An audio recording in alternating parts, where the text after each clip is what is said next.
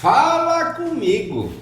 Mês de março, mês especial das mulheres, e a gente vai estar recebendo aqui grandes mulheres, grandes lideranças hoje no nosso município de Maracaju, que tem muita coisa boa para contar.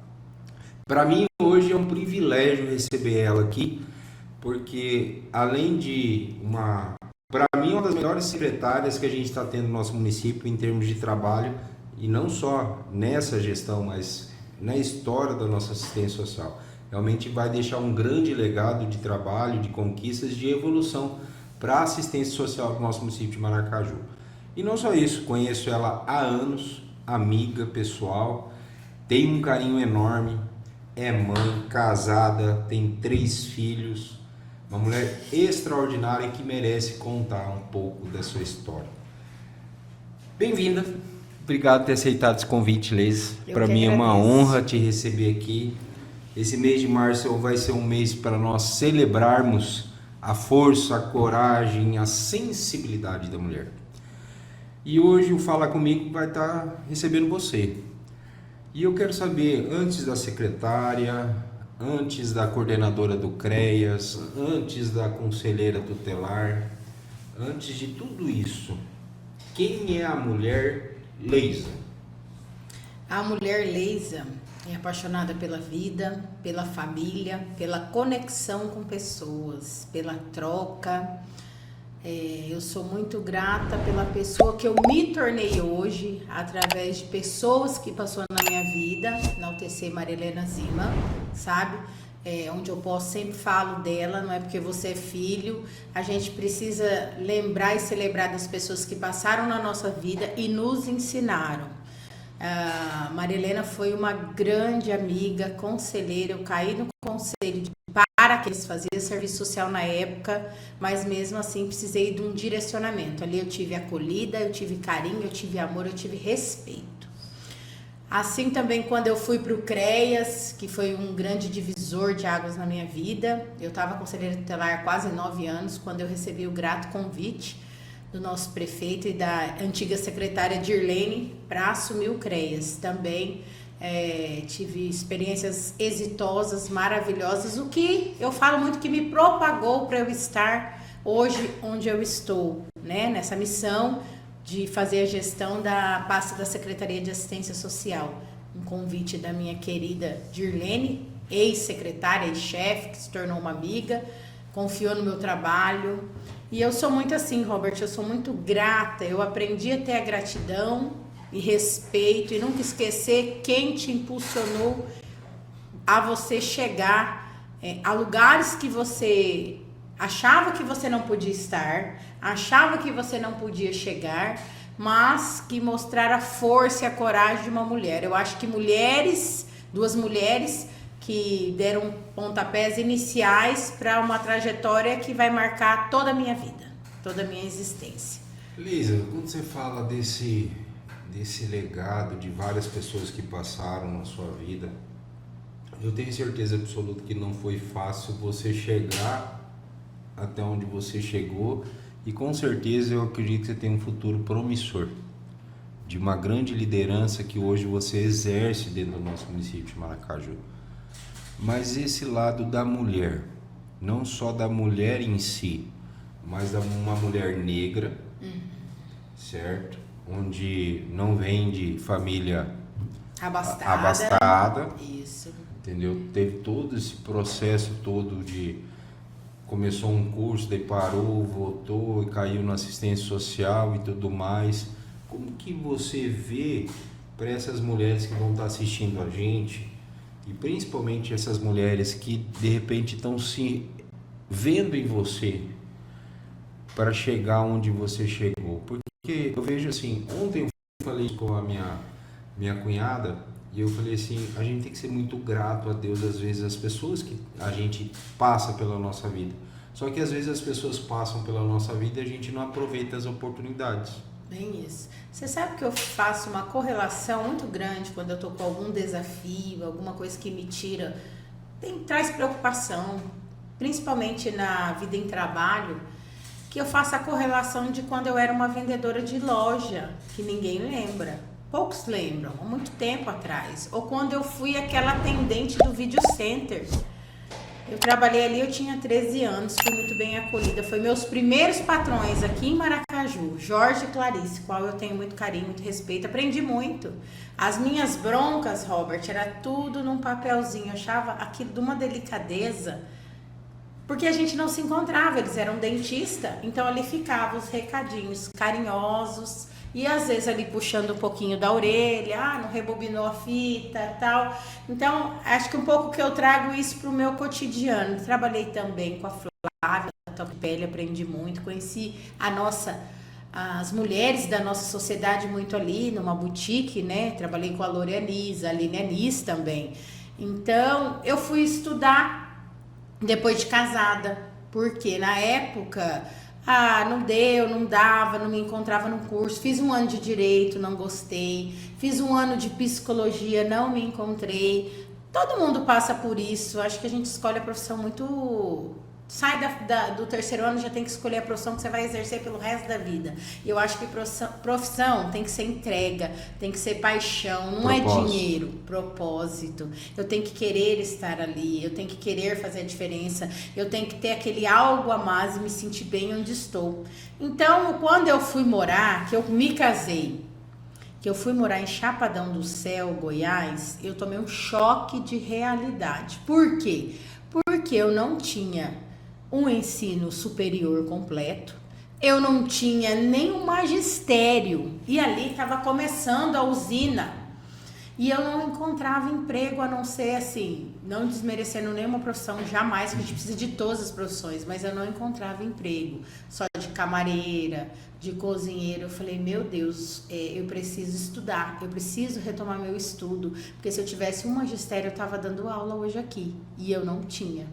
E aí ocasionou do meu marido ter que vir embora, e eu falei pra ele, e ele não acreditou em mim. Ele falou, mas você vai fazer faculdade depois de velha, depois de casada? E eu acho que quando a gente tem pessoas, meu pai sempre quis que a gente estudasse. Meu pai falou, não, minha filha, você tem que estudar.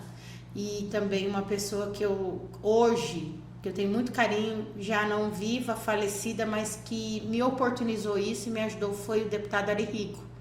Ele pagou 2 anos e meio da minha faculdade. Então, assim, eu tenho muito carinho por ele ter olhado pelos universitários, porque realmente precisava, sabe? Tipo, pagar o ônibus, a faculdade, eu trabalhei ali na Casa Esporte também, com a Jaqueline, uma pessoa maravilhosa. E eu saía dali muitas vezes cansada e ia pra faculdade. Eu tinha que... Só que eu tinha uma coisa comigo. Quando chovia lá em Dourados, ou quando eu tava num perrengue, eu falava, não... Isso aqui vai ser para eu colher bons frutos, porque quando eu tive a oportunidade, eu não estudei. Então, isso aqui para mim não é castigo, é aprendizado. E aí eu lembro como se fosse hoje, meu marido ainda brincou comigo, olha, não vai no bloco 8, hein? Daí eu fiquei muito irritada, fiquei muito brava. Daí eu falei para ele assim, olha, eu não vou no bloco 8, eu não vou pegar nunca uma recuperação, um exame, porque eu preciso estudar. Eu fiquei entre biologia e serviço social. E ainda bem que eu fui pro serviço social, que era a minha segunda opção, por indicação de uma tia minha, que falou, você tem um perfil de assistente social. Eu falei, será? Tem. E me apaixonei. Você vê a assistência hoje, existe a assistência social propriamente dita e o assistencialismo. A política de assistência, né? E a gente vê essa evolução e esse entendimento por parte da população em si. E a gente viu nessa gestão sua como secretária realmente essa percepção e essa mudança de que a assistência tem que trabalhar de uma forma diferente. Na realidade, Robert, eu sempre, mesmo estando ali no Conselho Tutelar, que fazia parte da assistência social, e a gente sempre tinha um contato, estava dentro da casa das famílias, com as pessoas, eu achava muito estranho as pessoas não irem no conselho, as autoridades. Não estou aqui para criticar nenhuma gestão, mas é um órgão de extrema importância. É um órgão que está dia a dia na casa das pessoas. E aí eu ficava pensando por quê? Por que não tem um aporte? Por que não tem algo a mais? E quando eu fui para a Secretaria de Assistência Social, eu quis fazer diferente para as pessoas conhecerem a política de assistência, para as pessoas poderem respeitar e acreditar naquilo, porque a voz do cidadão é a política de assistência social. Através de muitas lutas, através das damas de caridade que deixaram na época de ser só damas da sociedade para infligir um papel mais de caridade. Então tem toda uma construção, uma história, né? Não nasceu do dia para ontem. Você lembra? Era promoção social, era dentro da prefeitura, foi conquista, lutas. Então foi uma classe que se mobilizou, se movimentou. E até hoje, né? As meninas que eu sou do colegiado. O que é o colegiado Coegemas? É o colegiado estadual de gestores do Mato Grosso do Sul, sou vice-presidente, e hoje eu achei engraçado, uma colega colocou um recado no grupo, olha, a gente precisa se mobilizar, mas se mobilizar para mostrar a importância do papel da assistência no trabalho, não só para reclamar que perdemos recursos, achei interessantíssimo. Uma colega de Itaquiraí, e é isso mesmo, mostrar o papel da assistência perante a família, perante o idoso, perante o PCD, perante a gestante, a puerpéria, o adolescente, a criança. Mostrar o papel que tem de resignificar essa família. O trabalho social com família é fantástico. Não tem dinheiro no mundo que você vê uma família que teve ali, passou por mazelas sociais, pandemia nos mostrou isso, que a assistência social é de quem dela necessitar, colocou todo mundo no mesmo patamar, né? Tivemos que atendemos pessoas que nunca a gente achou que ia precisar, mas o artigo 4º da LUAS fala isso, assistência social é uma política de direito de quem dela necessitar. Então, assim, eu acredito que a assistência social tem que ser construída em muitas mãos. É a sociedade civil, é a Câmara é o Poder Executivo, é os usuários, são os representantes das entidades, as OSCs, enfim, isso aí. Você acha que, Leisa, nessa sua trajetória como servidora pública, e conselheira, CREAS, agora secretária, você teve que provar muito mais a sua competência pelo fato de ser mulher? Eu acredito que sim, porque as mulheres, elas, eu falo assim, são mães, têm diversas funções, mas quando chega às vezes com um embate com um homem, às vezes a gente fica ressabiada. Às vezes você tem uma voz mais, como que eu vou dizer, que te intimida mais, um olhar, mas eu vejo assim, que são coisas imaturas de alguns homens, ou até de outras mulheres, que não aceitam. Eu já vi mulheres, eu tenho amigas machistas, triste isso, mas eu falo, eu tenho amigas machistas, que não acreditam no poder da mulher, e são mulheres, né? É uma gestão que tem mais mulheres, não enfrentei isso por parte do prefeito, não enfrentei isso nem por parte de vereador, né? Mas às vezes um colega, você sente uma coisa mais, uma brincadeirinha mais para um lado, sabe? Ou até um colaborador, né? Ah, mas por que ela tá pedindo isso? Por que é? Às vezes a gente tem que se impor e mostrar ao que nós viemos, e a gente tá ali para conduzir tanto como homem, como mulher, como cidadão. Esses últimos anos você passou por muitos desafios, né? Uma prova muito grande de resiliência. Nós passamos por isso.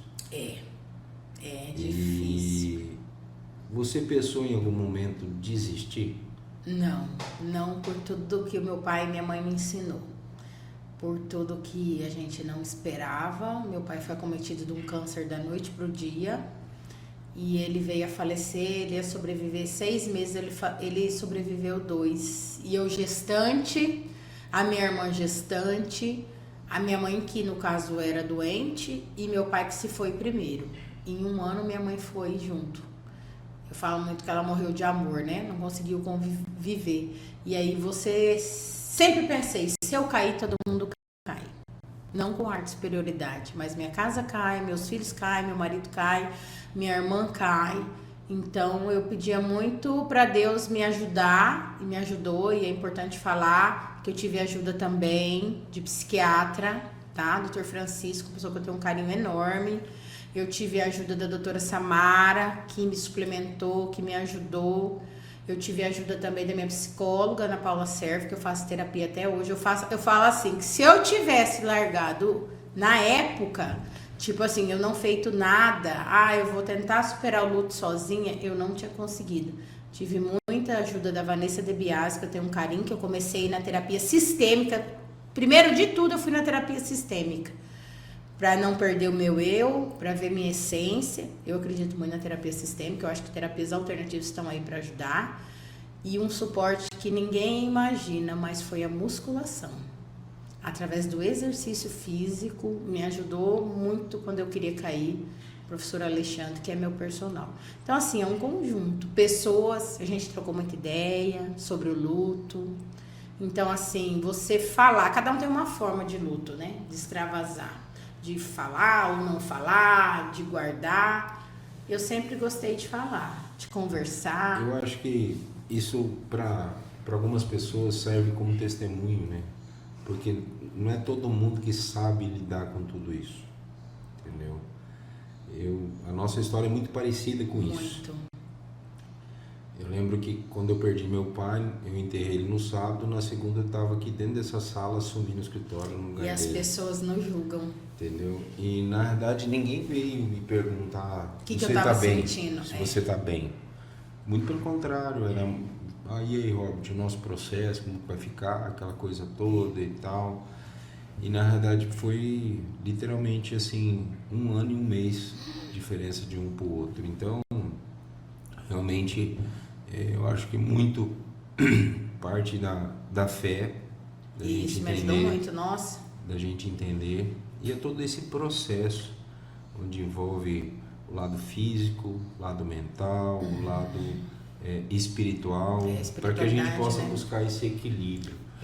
E aí, nesse sentido, eu acho que a mulher por si só, ela tem essa sensibilidade. Mas a mulher, entendeu? você sabe? Ela consegue se equilibrar e ter uma firmeza e uma delicadeza que é totalmente diferente do homem. Mas desculpa te interromper. A mulher, as pessoas esperam que ela supere mais rápido.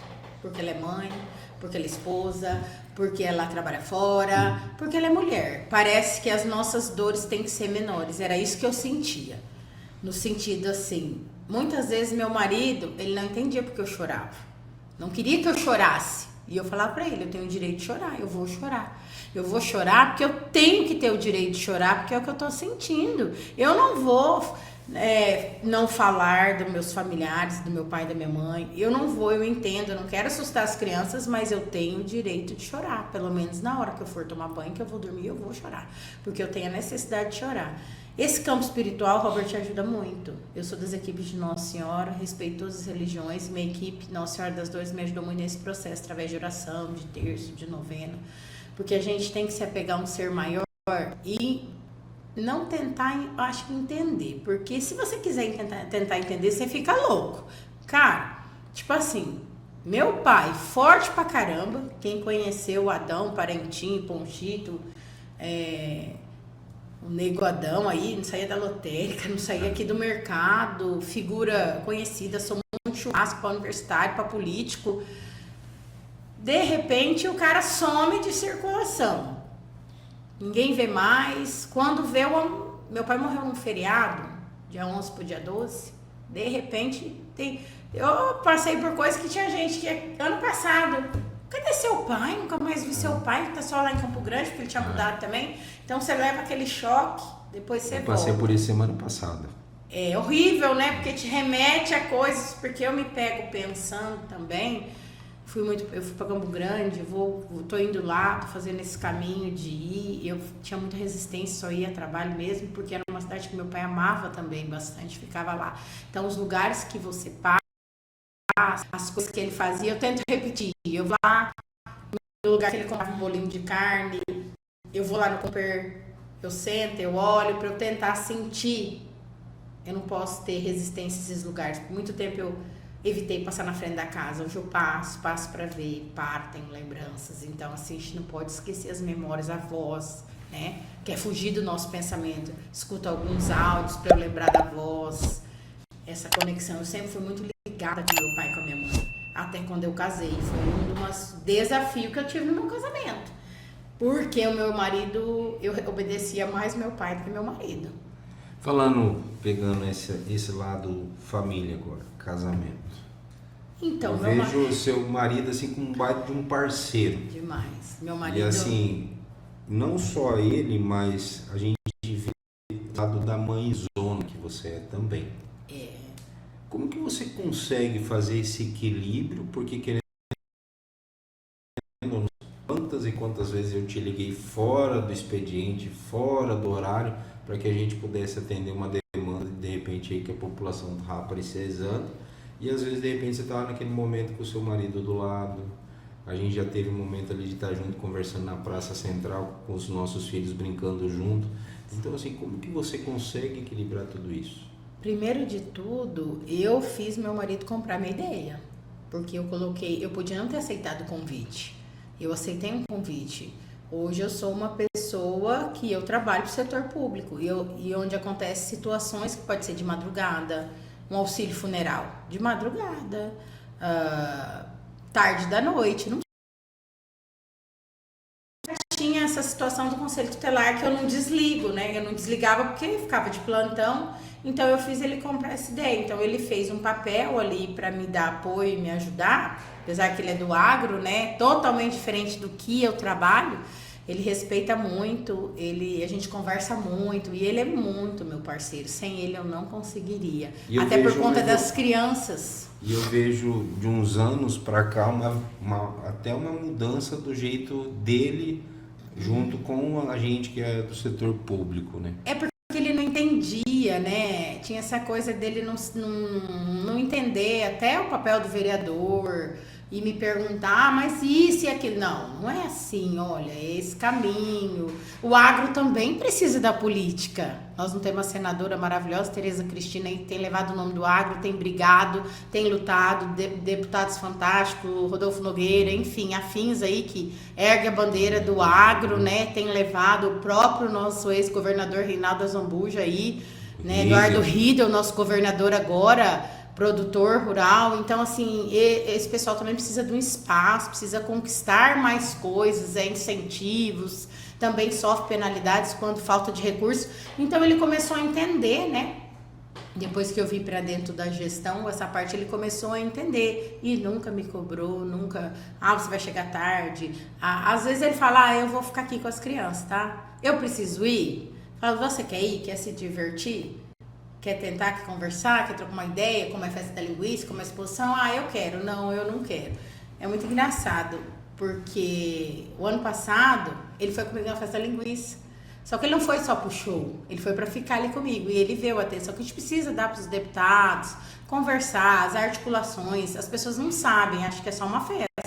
Mas nasce muito e vem muito recurso através do seu contato, dessa festa, seu contato com os deputados, com os assessores. Então, você fica ali à disposição, né? Para fazer esse trabalho. Isso aí. E os filhos? Então, entende essa importância desse trabalho que você hoje realiza? Quando eu assumi a secretaria, eu tinha 2 bebês, né? 2 bebês e uma criança. Hoje eu tenho praticamente uma que tá saindo, não é mais bebê, né? A Lívia tá ali transitando 3 aninhos, o José Pedro fez 6 e eu tenho um pré-adolescente. Sou mãe atípica, poucas pessoas sabem, né? Mas eu tenho levantado essa bandeira porque eu acho de suma importância as pessoas saberem. Não foi fácil, tem negação, tive a ajuda de profissionais maravilhosas, Cândida, da escola, doutora Maria José Maldonado em Campo Grande, que é neuropediatra. Não é fácil, pré-adolescente, com todos aqueles hormônios, mas a gente tem caminhado junto, tem vencido um dia de cada vez, não deixando a exaustão, chamando o pai também ali pra gente estar dividindo, dialogando de novo para ele também. Mas as crianças, elas já acostumaram com o ritmo, né? Quem vai lá em casa ainda assusta, porque é muito pai, né? Mas é o pai. Mas eu me faço presente, eu preparo o alimento deles, eu tiro um momento, vou na praça, tomo um sorvete só eu e eles, faço programa, me sento ali, como não pode me diminuir a mãe que eu sou. O meu papel de mãe, o papel dele de pai. Procuro agora, estou fazendo mais lazeres com eles, né? Tenho viajado mais, tenho saído mais com eles. E tô aí com pré-adolescente, que não fomos dessa forma, é diferente, é novo, não tinha tanto alcance de tecnologia, de informação. Na verdade, assim, a informação que eles têm hoje é totalmente diferente do que Do que tínhamos nós na tivemos. época. Me desprendi de muito preconceito, porque na época do meu pai e da minha mãe não era assim, eu não fazia isso porque senão a gente não consegue acompanhar. Não sou amiga, esses dias meu filho falou assim, o mais velho, João Arthur, ai mãe, você é chata, hein? Falei, então agora eu tô feliz. Como assim você tá feliz? Falei, não, o papel de mãe é ser chato, eu não sou sua amiga. O papel de mãe é corrigir com amor, eu vou ser chata sempre. Aí ele ficou meio pensando, né, o que ela tá falando? Mas eu tive mãe chata, eu tive pai chato, eu tive muitos nãos que me moldaram para hoje. Qual que é o legado que você quer deixar como mulher? Eu estou ao serviço da minha sociedade. Eu quero deixar o respeito, a gratidão, a cooperação, fazer junto, construir junto. Eu nunca cheguei e dei uma ordem de assistência, é isso e acabou. Não. O que você acha? Vamos construir? Dá para fazer? Não dá para fazer? Qual que é a sua importância nisso? O que você acha que você licitar isso aqui vai trazer para o município? Qual o seu papel? Sua importância? Esse é o meu legado. Deixar o meu papel para a cidade maravilhosa, né? A minha gestão, porque a Leisa vai passar, é necessário, ciclos se encerram e se iniciam, mas vai falar assim, na época da assistência social Leisa era assim. Não motivo de saudade, que venham pessoas muito melhores que a gente. É para isso que a gente coloca o nosso nome no serviço público, né? Que a gente vê que tem pessoas que não querem. Eu sou apaixonada pelo funcionalismo público, né? Pretendo ficar muito tempo aí, se não for dentro da política de assistência, que seja na saúde e na educação. Passei no concurso em jardim, então eu estou aberta a novas possibilidades sempre. E levar o nome do nosso município, né? Com certeza, e eu vejo um grande futuro de uma grande liderança que você exerce no nosso município. Leisa, eu lembro de uma história, até se você puder contar, essas histórias de perrengues que vocês passavam no Conselho Tutelar. Nossa, meu Deus. Nunca vou esquecer um dia, estava grávida já de 8 meses do João Arthur. E a gente tinha a fiscalização de bailes, né? Que não era para fazer, era um porco arbitrário, não tinha conselho que fazia ainda, e aqui, dependendo do entendimento do juiz, vinha para você fiscalizar. Foi eu, sua mãe, nunca vou esquecer, eu, sua mãe, Maria Lourdes, o Altamiro, na Mariazinha. Tava tudo bem. De repente saiu uma briga lá, foi um catando cavaco para cada lugar. Cadê o motorista? O motorista tinha estacionado longe. E eu queria pegar minha cadeira, sua mãe, eu preocupada, preocupada com a minha cadeira. E a sua mãe atrás de mim, protegendo minha barriga, eu estava gestante. E foi aquela loucura, mas assim, o Conselho Tutelar foi minha casa há muito tempo, é minha essência, tenho um carinho enorme. Outra vez ali, a Marilena tirava muito sarro de mim, que eu passei debaixo de uma mesa, né, porque na realidade a gente achou que o cara estava armado e a gente estava conversando com o cara que tinha agredido o filho. Uma situação entre padrasto e pai. Na hora que ele colocou a mão na cintura, acho que ele foi arrumar a cueca dele, a calça. Não sei, eu sei que eu virei um risco, tinha o cartório do Cadir. E a Marilene, o pessoal tirava sarro, falava, não, a Leisa passou de baixo aqui. Eu falo, gente, pelo amor de Deus, eu acabei de ter filho, né? A tia era novinha, eu não posso me colocar em risco. Mas são histórias de bastante... Tivemos perrengue, mas era muito gostoso. Então eu sinto falta, Robert, é de fazer visita. Eu sempre falo para as pessoas, né? Porque eu faço a gestão, não faço, mas tem as técnicas, respeito muito, construo com ela. Mas aquele que chega lá na assistência, eu não deixo de atender, de conversar, de acolher, de tomar um café, de dar um abraço, de relembrar. Porque eu acho importante esse contato. A gente está vivendo números expressivos aí de violência doméstica, onde realmente a gente vê o próprio nosso estado de Mato Grosso do Sul sendo um dos pioneiros, né? Recordes de violência e tudo mais. A questão da situação de vulnerabilidade de mulheres. O que mais te impacta nessas histórias aí que você tem no seu dia a dia? A forma que o homem tem de humilhar a mulher. Deixar ela de joelho, pegar uma bituca de cigarro, queimá-la, cuspir no rosto, usar os filhos. Porque não basta só ter violência, tem que humilhar, tem que espizinhar. Então isso nos assusta. E aí eu trago uma reflexão. Eu sou mãe de 2 meninos. O que a gente está fazendo para fazer os nossos filhos respeitarem? Eu acho que tem que ser lá na ponta, lá na escola. É uma brincadeira sem graça que tem, é uma figurinha, né? É os nudes, você entendeu? Então a gente precisa se trabalhar dentro de casa, nas escolas. Nós temos uma coordenadoria da mulher atuante, uma primeira dama voltada para isso, entendeu? Gosto da forma que elas trabalham, acho que é isso mesmo. São um cenário aí de outros municípios virem conhecer, de conquistas relevantes para o nosso município, mas nem isso não cessa. Né? Você vê que ainda a gente tem. Mulher, antes dela entrar em um determinado relacionamento, ela tem que olhar esse homem que de repente vai estar entrando na vida dela.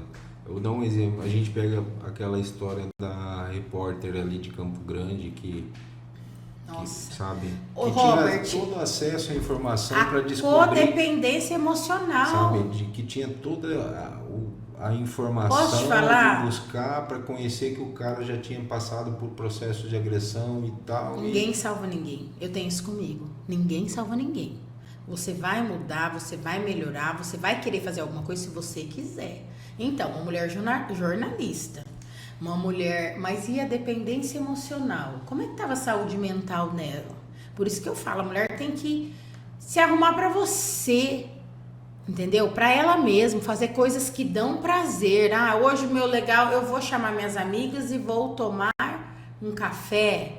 Eu vou fazer uma viagem de amigas. Não é uma coisa para hoje em dia, banalizar o casamento ou deixar a família, mas é uma coisa, um momento dela, porque a vida inteira a mulher serviu. A mulher, eu sinto que ela não permite ser servida. Ela não permite. Muitas mulheres que a gente conversa, a gente vê a correlação de dependência financeira, não acredita nela, no potencial dela. E eu acho que vão abrindo brechas para isso. Eu acredito que aquela jornalista tinha uma dependência emocional muito grande. O medo de ficar sozinha. Eu tenho amigas solteiras, amigas que ainda não foram mães, amigas que estão sendo mãe agora. Eu tenho 40 e poucos anos, né? Vamos pular essa parte. Mas assim, que você vê que não casou ainda e que aí esperou um tempo e daí não conhece o cara, ou conheceu na internet, ou quer aquele cara que não existe de filme, entendeu? E você tem que pegar uma pessoa que você goste e que você acredite e que vocês cresçam junto, entendeu? Meu marido não era meu perfil, nunca gostei nem de moreno, loiro, do olho claro, mas eu fui me jogando, conhecendo, não me arrependo. Nós temos 19 anos de casado. E se apaixonar todo dia, fazer algo que a gente... Hoje eu escutei um áudio que a pessoa estava na mensagem e falou: nossa, ele te chamando de minha linda. Eu falei: sim. A gente se curtir, não deixar a chama apagar, fazer um programa só nosso. Hoje eu sinto que as pessoas esqueceram isso. É casa, emprego, filho e tá bom. Não, o amor é uma plantinha que ela precisa ser regada. Celular deixa lá... Aquele momento, eu sei que muitas vezes as pessoas trabalham com o celular hoje em casa também, né? No seu caso, no meu, mas tem aquele momento, hoje eu vou fazer o jantar que ele gosta, hoje eu vou fazer um escalo da pé da vovó, porque andou muito, hoje eu vou, sei lá, mudar a decoração do quarto, eu não assistir um filminho junto, eu vou separar aquele vinho, esperar a criança dormir, pra você ter um momento que não é fácil, às vezes você tá cansado, às vezes você quer dormir logo, mas você casa não para ser feliz, mas para fazer o outro feliz também, né?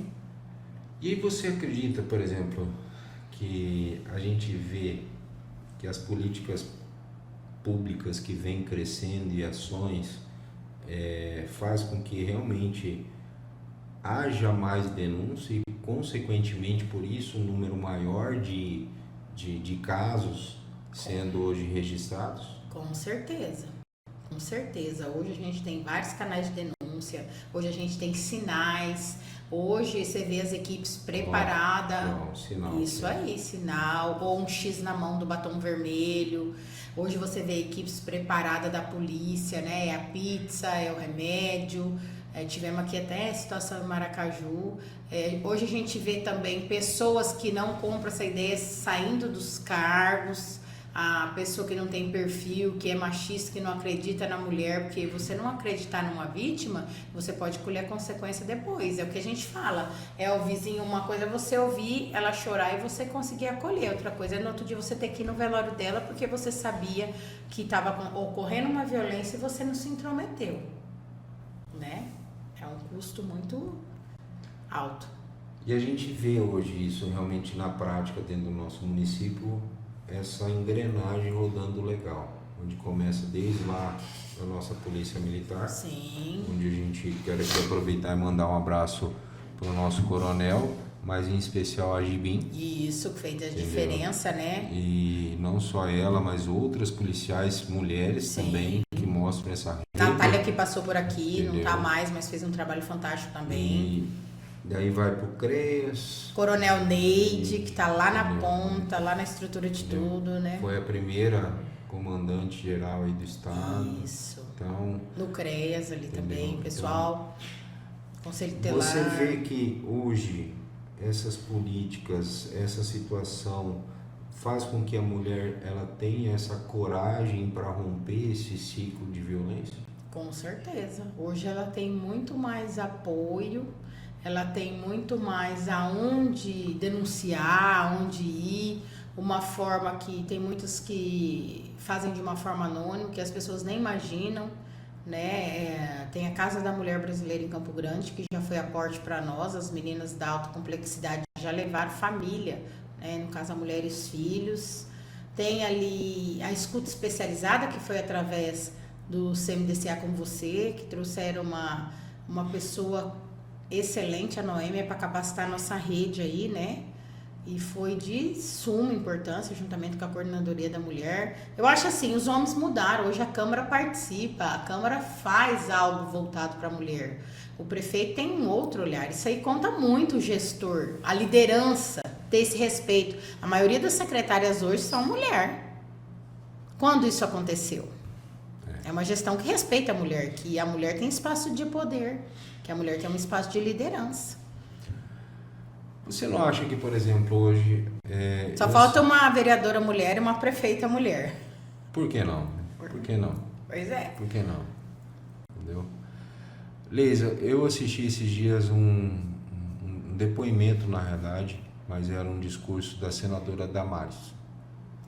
Aí onde ela pontuava que todo mundo fez a manifestação lá contra o cachorro orelha. Sim.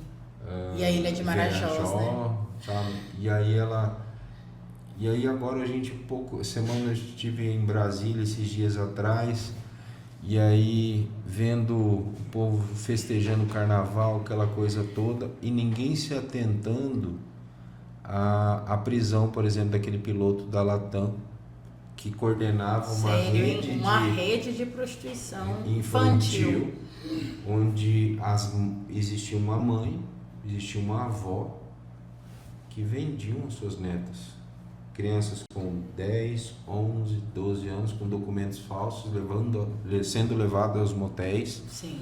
E tudo mais. E aí quando você vê a sociedade se mobilizando de repente por uma situação como um cachorro no orelha, não que isso não mereça e tudo mais, mas o hoje, ser humano ficando pro lado, mas né? hoje A criança... 60% dos casos que a gente tem de abuso acontece no âmbito familiar. E você vê que o abusador não tem cara, um piloto, praticamente já de uma certa idade avançada, acima de qualquer suspeita. Hoje o recado que eu dou para as mães, até como ex-conselheira, cuidar tudo, aonde vai, nas casas, porque hoje em nenhum lugar a criança é segura. E é o nosso dever proteger a criança. Olha o caso daquele homem que tirou a vida das duas crianças e se matou. O dever dele como pai era o quê? O problema dele com a mulher é mas o dever dele como pai seria proteger aquela criança. Eu até quero aconselhar você que está nos assistindo, tem uma série que chama Adolescência, na Netflix. É uma série, se não me engano, de 4 capítulos, que fala sobre muito do bullying virtual. Que os pais têm aquela ideia de que, tipo, meu filho tá dentro de casa, Tá protegido. tá protegido, mas ele tá dentro de casa, às vezes num Roblox, num jogo, numa rede social, e aí a consequência, às vezes, psicológica que gera nessa criança... Fazendo alguns desafios, Entendeu? teve aquele do desodorante, que Teve já morreu desodorante, adolescente. teve... Eu escutando um podcast daquela psicóloga que é muito famosa, agora me fugiu o nome dela, no nosso país, ela contando que uma mãe... o filho entrou num jogo, foi desafiado e quando ela entrou dentro do quarto, o guri estava com um cinto no pescoço já morto. Então, assim, os pais, eles têm que ter essa responsabilidade de entender que hoje o nosso mundo não é mais só o físico.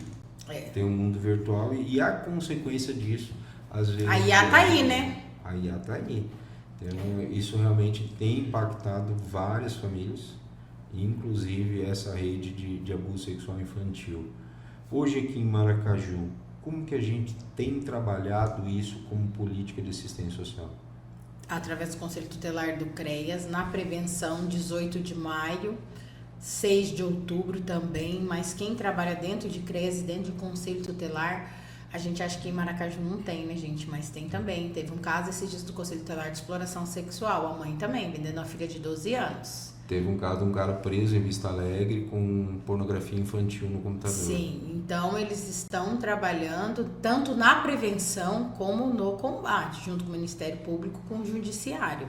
Porque ninguém faz nada sozinho, mas a gente precisa do olhar e da denúncia de quem? Do cidadão, da sociedade. E aí nessa ponta eu vejo a importância. Com certeza, não só dos professores, daquela tia da cantina que entrega a merenda, né?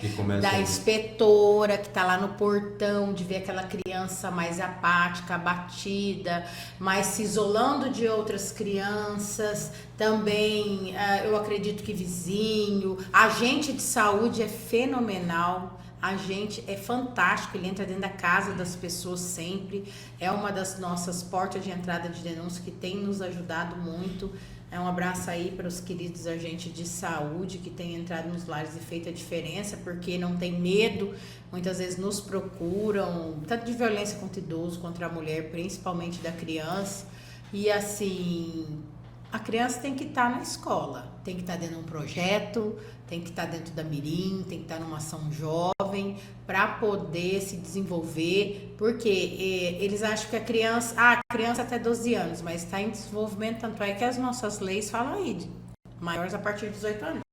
Leisa, o que você diria para essas mulheres que estão nos vendo hoje, que se sente fraca, se sente invisível, que podem, de repente, através de um exemplo de vida como o seu, buscar uma força que às vezes elas têm, que está lá guardadinha no fundo, para sair desse ciclo, às vezes, de violência, de vulnerabilidade, na busca de uma autonomia e uma independência real de vida? Eu acredito que elas já são vencedoras, né? Entre tantos espermatozoides e óvulos, elas nasceram. Outra situação é ouvir a voz do coração.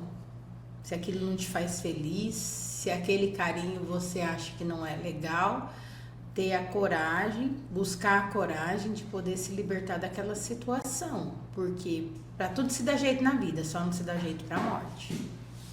Né? Precisa acreditar nela, volte a estudar, não tem isso, não tenho idade, não consigo, você pode tudo. Você pode tudo naquele que te fortalece, que é Jesus. Então, segura na mão dele e vai. A sua felicidade só vai depender de você. Leisa, a gente passou por um ano realmente muito difícil esse ano de 2025, onde teve algumas situações que o município teve que segurar e, consequentemente, isso reflete em todas as secretarias e tudo mais. Como que você vê essas dificuldades, não só nessas partes orçamentárias, mas também, às vezes, dos próprios servidores, da sociedade, entender o sentido do trabalho da mulher e o seu trabalho hoje dentro do município? A gente precisou se reinventar por conta da queda de recursos de arrecadação. Foi feito muito no primeiro, segundo mandato e a gente teve essa grata em surpresa, né? Ingrata surpresa, na realidade. E eu acredito, se você tem trabalho, se você tem propósito, não precisa ser só pelo dinheiro. A oficina da SAS foi criada no momento em que a gente estava num período em que a gente precisou segurar, apertar o cinto, reorganizar a casa. É como na sua casa. Se você vai precisar reorganizar as suas finanças, você não vai tirar um carro zero. Você não vai criar mais algo para você gastar. Você vai precisar fazer ajustes. E isso não precisa comprometer o seu atendimento aos usuários. Isso não precisa ser de uma forma sem educação, de uma forma agressiva, de uma forma... Se você se propôs a ser funcionário público, atender o público, você precisa dar o seu melhor sempre, todos os dias, independente de cargo, salário ou recurso. Nessas histórias todas de atendimento, de vida e de propósito, porque realmente eu quero aqui aproveitar em seu nome, cumprimentar e parabenizar todas as assistentes sociais que nós temos no nosso município e algumas que eu conheço, como a nossa colega vereadora de Rio Brilhante, a Lívia, que também foi secretária de assistência lá e um exemplo de profissional também. A gente tem outras profissionais aqui em Maracaju também que são essa referência. Teve algum momento que você teve claramente essa perspectiva de tipo, tô cumprindo minha missão? Várias vezes, graças a Deus. Alguma história que você pode compartilhar que te vem à mente, assim, que te faz falar, não, essa fez a diferença na minha vida? Olha, você sabe que a vida sempre nos surpreende. E eu fui no aniversário até de um familiar, sábado agora. E eu vi uma criança lá. Eu comecei a observar, conheço a criança, observar a mãe. E foi um momento bem delicado da situação dela, quando ninguém acreditava nela, queria que a gente acolhesse a criança. E hoje ela estava gestante de novo com a criança lá, muito bem. Então são essas histórias que tocam. Quando eu também vi uma estagiária, hoje não estagiária, mas trabalha lá dentro da Caixa Econômica, que a mãe não deixava tomar banho, só podia lavar o pé, para o padrasto não olhar. Isso não tem dinheiro que compre. Através do bairro Feliz, de você ver pessoas ali que não acreditavam mais em si, tinha uma codependência emocional, foi feito um trabalho conjunto e hoje está no mercado de trabalho formal, de carteira assinada. Então você vê que a sua profissão é muito mais do que você toca vidas, você toca almas, e isso para mim não tem dinheiro que pague. Um dia meu marido estava com uma embalagem de veneno pequeno que custava um alto valor. Vamos supor assim, 50 mil reais, não lembro. Aí ele, cuidado, que aí não deixa as crianças. Que eu falei, isso aí, que legal, mas você transformar uma vida vale muito mais. Você vê uma família reconstruída, uma família conquistando o seu primeiro carro, uma família conquistando uma viagem, o pão de cada dia, não tem dinheiro que pague. Eu acho que isso que faz o ápice da nossa profissão, de falar, estou no caminho certo. Você vê aquele usuário de droga que teve aí, porque a droga, ela fere a família toda, adoece toda a família.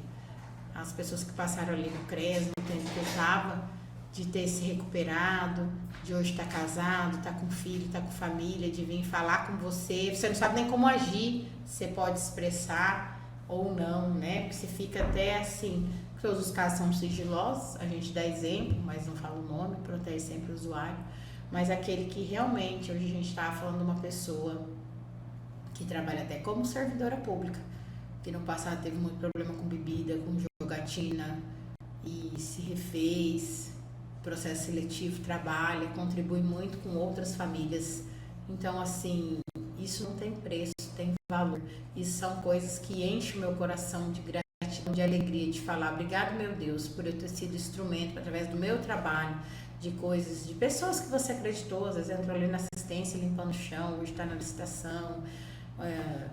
Sempre a gente busca ali dentro dar oportunidade, olhar diferente para cada valor que a pessoa tem, né? Então a gente fica muito feliz em poder contribuir, em fazer um coordenador, quem sabe o próximo gestor já está uma oportunidade. As pessoas precisam de oportunidade, porque eu tive uma oportunidade, eu fui olhada, apesar de ter um tempo, uma vez a pessoa falou pra mim, você não fica triste com o prefeito tal, fulano tal, porque você ficou tanto tempo, nossa, quanto trabalho. Eu falei, não era o momento de eu estar. Às vezes ali eu não ia me encaixar, como eu me encaixo agora, que eu respeito esses dois gestores, o seu Marcos, o seu Mauro, tenho um carinho, sempre tive por todos os vereadores, você sabe disso, desde a sua gestão como presidente, agora o Renner, mas eu tenho um bom relacionamento, eles falam, ela é muito política. Não, eu tenho respeito, tenho conexão com pessoas. Não é só política, tem que ter algo a mais. Tem que entender o lado do vereador que é cobrado, que é a voz do povo, né? Que precisa ver a coisa acontecer também. Mas entender que eu preciso trabalhar com aquele orçamento que veio. Eu preciso ser secretário de administração. E o próprio vereador entender e respeitar isso também. Né? Mas eu tenho, graças a Deus, a gente tem um bom relacionamento e a gente tem um respeito. Às vezes no momento que você não pode até não entender, mas depois fala, vamos olhar por isso aqui, olha o que aconteceu aqui, né? Isso aqui a gente consegue, isso aqui a gente não consegue.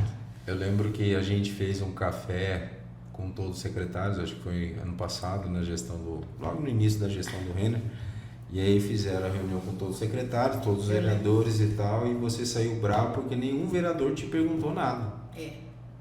A gente precisa estar em constante movimento, né? Ter críticas. Mas é porque realmente esse perguntar para você, a gente faz isso de forma diária, onde você de forma clara realmente nos responde de forma técnica se é possível ou não. O que não entrava na minha cabeça, Robert, é os vereadores não entrarem dentro de um órgão público. Como assim o vereador não entra aqui? E as emendas impositivas foi através de quem que eu consegui mostrar o nosso trabalho, que eles se sentem valorizados, cada coisa que chega, entendeu? Precisa ter essa conexão, vocês estão dentro da casa das pessoas, vocês estão no dia a dia, vendo aonde falta, aonde precisa. Então não é assistencialismo e politicagem, né? Vocês também têm leis, têm regras, têm normas, precisam criar decretos, fazer leis, então a gente tem que ter o quê? Um equilíbrio, um dar e um receber, entrar e enxergar um denominador comum. E já ouvi muito vocês, que não tá bom, né? A pessoa acha que eu não recebo crítica, recebe, tá tudo bem, e é isso, é a vida em movimento. Nada é sempre perfeito. Se você pudesse resumir essa trajetória toda sua, de mulher, de mãe, de profissional, em uma palavra, qual seria? Humildade. Eu não sei tudo, eu não posso passar tudo, sempre eu estou apta a aprender. Então eu acho que falta em alguns locais, em algumas pessoas, humildade. Para falar eu errei, realmente aqui não era assim. Eu queria que você olhasse aqui para essa câmera e você desse um conselho para essas mulheres que vão estar assistindo a gente, que desejam ocupar esse espaço de liderança como você exerce no nosso município. Que conselho você daria para elas? Ouse. Vamos ousar mais, mulherada. Vamos nos colocar em espaços de poder, de liderança, participação. Porque às vezes eu quero até a mudança, mas eu não quero pôr meu nome. Eu não quero participar. Eu não quero enfrentar o novo, o desafio. E a gente só vai saber se é bom, se é legal, se a gente ousar. Isso aí. A gente está chegando no final do nosso podcast e para mim está sendo um bate-papo muito legal, porque assim, você é uma pessoa realmente iluminada, especial e que Deus tem te usado muito. O que a gente pode esperar da Leisa para o futuro aí? Eu tenho sonhos, né? A vida acaba quando a gente não tem sonho, não tem perspectiva de vida, de alcançar, de buscar, de conquistar, de transformar. Eu acho que pode esperar sempre que eu vou estar em movimento. O que significa para você ser uma mulher forte? Ser uma mulher forte, eu acho que abrange tanta coisa. Eu acho que segurar os meus BOs, né? Ousar, participar, vai com medo mesmo. No começo a gente tem medo, é frágil também, é resiliente, se refazer na dor, independente do que aconteceu, a vida precisa continuar. Leisa, queria que você deixasse sua mensagem final, em especial pelo mês da mulher, para a gente poder encerrar o nosso podcast de hoje. Te agradeço pela presença, que Deus continue te iluminando muito. Para mim sempre é um privilégio estar junto com você, porque realmente existe essa troca, existe esse aprendizado. Mande meu abraço ao seu esposo, que é um cara, para mim também, que é um ponta firme em todo esse processo de quem a Leisa é. Com certeza. Entendeu? Porque realmente mostra essa parceria. E isso a gente vê no seu olhar, no seu jeito de tratar as pessoas, e que a gente possa realmente contribuir muito para esse município de Maracaju que a gente tanto ama. Eu acho que as mulheres precisam ter mais participação dentro dos seus lares, na igreja, se voluntarie, faça um trabalho voluntário. Eu acho bacana, a gente cobra muito. Não tem nenhuma vereadora mulher. Qual que é as mulheres que se candidatam? Só para compor chapa? Não tem uma prefeita mulher. E você votaria em mulher? Eu quero ser síndica do meu prédio, eu tô na minha empresa, nunca tive uma oportunidade, mas eu já coloquei meu nome como uma oportunidade. Eu acho que é isso, as mulheres precisam ocupar espaços de poder. Show de bola! Com isso a gente está encerrando o nosso Fala Comigo especial Mês das Mulheres, onde a gente está aqui celebrando não apenas essa história dessa secretária, mas uma mulher que carrega uma coragem, uma sensibilidade, um propósito de vida, uma mulher que é muito resiliente, e que neste mês de mulher seja um lembrete para cada mulher aí que está nos vendo, que vocês têm um papel transformador na sociedade. E nesse sentido, fala comigo, não esqueça, toda sexta-feira na nossa Rádio Cidade às 9 horas da manhã. E Leisa, muito obrigado. Imagina. Que Deus abençoe. Que agradeço poder contribuir um pouco. Assim a gente encerra. Um forte abraço e que Deus te abençoe.